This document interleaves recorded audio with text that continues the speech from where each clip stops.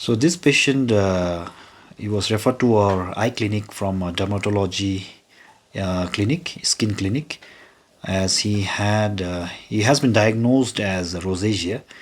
And in rosacea, usually they can present with this kind of rash, which is macule papule, erythematous macule papule.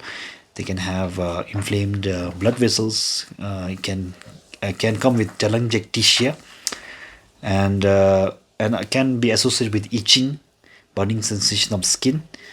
Usually, the disease itself is condition autoinflammation, inflammatory condition. So we have this redness, inflammatory process of the skin, and it can affect the mucous membranes also. Like in this patient, oral mucosa has been affected, and basically the diagnosis usually it's commonly diagnosed in dermatology clinics, and they refer to eye clinics, as people with this condition can present with eye conditions, especially it can affect the mucous membrane, eyelid margin. It can affect the ocular surface, which can lead to ocular surface damage, which can cause blindness. So in patients with chronic blepharoconjunctivitis with erythematous eyelid margins and all, we have to think of this condition, which can cause eye redness and all. And this condition this condition, if it is diagnosed, we have to treat the underlying symptoms and signs, which is dry eye disease.